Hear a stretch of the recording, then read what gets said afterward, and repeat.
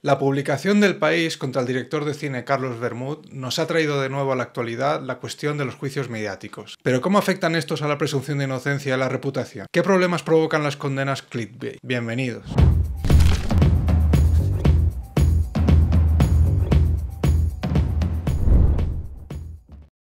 El movimiento MeToo es un movimiento social que surgió para abordar y combatir el acoso sexual y la violencia de género. Se originó en los Estados Unidos, pero su impacto se ha extendido a un nivel global. Como consecuencia de este movimiento, figuras del cine muy importantes han sido condenados, como Harvey Weinstein, que se encuentra en prisión por abuso sexual. Hace unos días ha salido publicado en prensa que al parecer 3 mujeres habrían sufrido violencia sexual por el conocido director de cine Carlos Bermúdez. El director, por su parte, afirma que todo siempre ha sido de manera consentida. El polémico artículo salió justo antes de los premios Feroz, de ahí que se preguntase a varios actores sobre su opinión, lo que ha dado lugar a manifestaciones muy variadas, desde las más cautelosas a las más tajantes.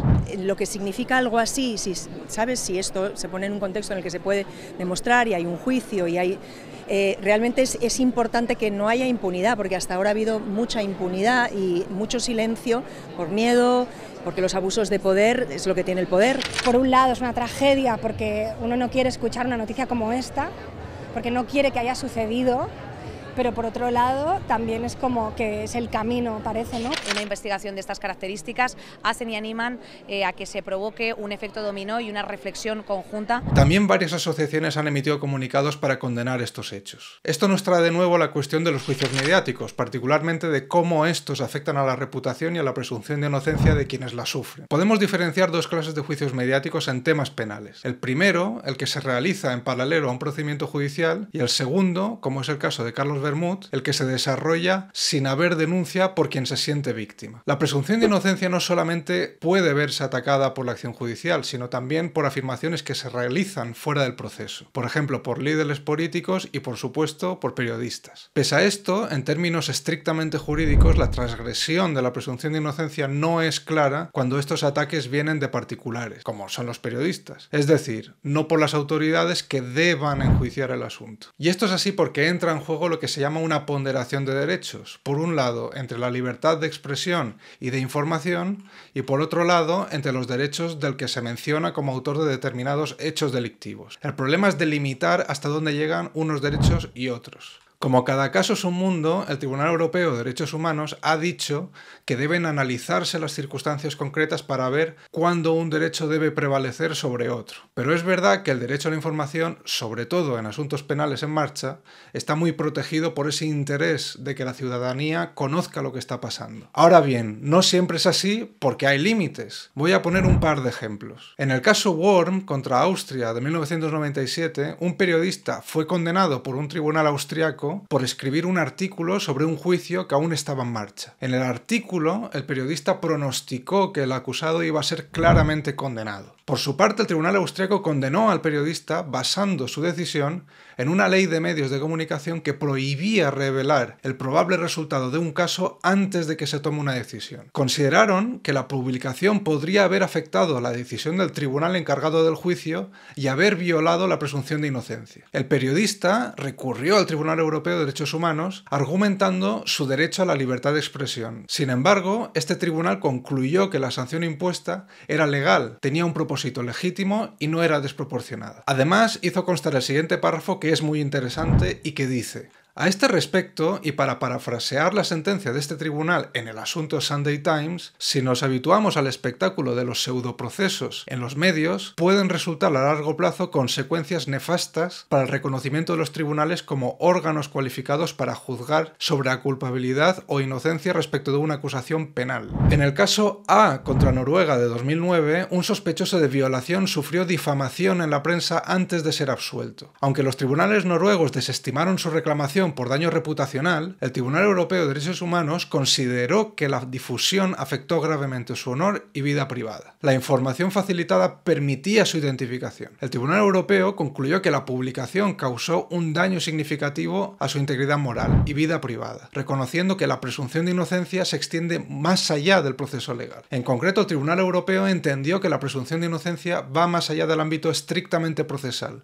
y se proyecta sobre la reputación y posición social del acusado. acusado. A pesar de todo esto, como bien indica López Guerra, no deja de ser llamativo que, hasta el momento, estas declaraciones generales del Tribunal Europeo de Derechos Humanos no haya dado lugar a ninguna sentencia condenatoria a algún Estado por vulneración de la presunción de inocencia derivada de la actuación periodística autónoma. Hasta el momento, el Tribunal Europeo ha recurrido a un amplio abanico de razones para evitar sentencias condenatorias en los casos en los que la vulneración de este derecho no deriva de la iniciativa de las autoridades, sino de la actividad de los medios de comunicación. Por ejemplo, en algunos casos el tribunal simplemente considera que no hay indicios de que las informaciones periodísticas hayan influido en los órganos juzgadores, y en otros casos, sencillamente el tribunal afirma que las autoridades no son responsables de las actividades de la prensa. Todo esto no parece ser excusa en realidad. Los peligros de los juicios mediáticos pueden ser varios, y van más allá de la mera potencial influencia en los tribunales. Por ejemplo, suele ser habitual la falta de contexto y simplificación. En muchas ocasiones,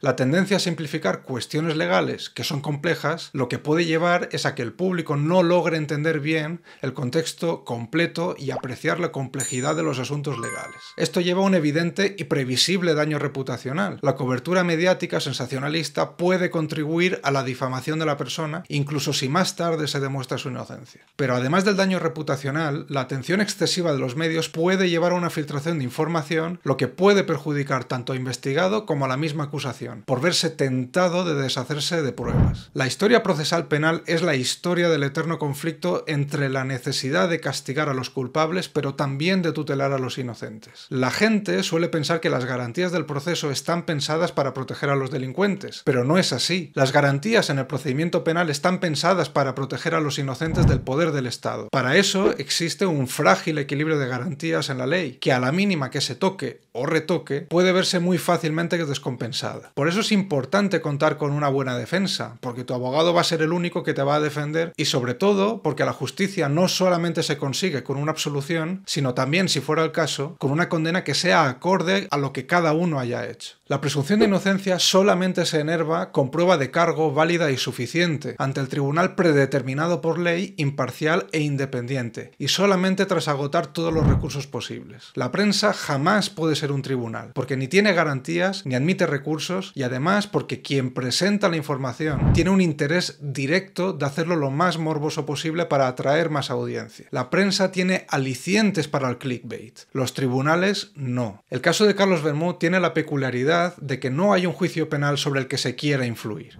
De hecho, ni siquiera hay denuncia, sino que la acción periodística es la misma que vendría a buscar un posicionamiento de la sociedad, porque aquí no hay un procedimiento judicial sobre el que se pueda querer influir. No se trata de decantarse de manera fanática a favor de unos o de otros. Cada uno puede tener la opinión que quiera, y se puede tener la intuición incluso de decir si una determinada acusación tiene sentido o no, pero la función de juzgar es una tarea altamente compleja que está llena de matices, y por eso es muy fácil que esta intuición inicial falle. Mirad, por ejemplo, el Me Too estadounidense, que ha dado lugar a aciertos pero también a fallos. Y es por esto por lo que es tan necesario un juicio justo, porque todas las personas, da igual que sean culpables o inocentes, todos tienen el derecho de ser juzgados por un tribunal imparcial. Esta clase de juicios mediáticos sumarios nos llevan a una situación muy peligrosa, que nos aboca a un país en el que los tribunales son sustituidos por los medios de comunicación y otros actores mediáticos y políticos. Estas condenas clickbait en juicios mediáticos son un claro retroceso social, porque no hay ninguna garantía procesal que permita separar el grano de la paja con un elevado grado de certeza. Porque no olvidemos que si hasta los tribunales se pueden equivocar, tanto más los medios de comunicación. Lo cual se ve agravado porque los efectos de una muerte civil, que es una suerte de pena informal que no se puede recurrir, tiene una duración indeterminada y puede tener consecuencias tremendamente mucho más devastadoras que las sanciones penales, que sí se sujetan a criterios de legalidad y de proporcionalidad. Y nada más. ¿Qué creéis de todo esto? Hacédmelo saber en los comentarios. Muchas gracias y nos vemos.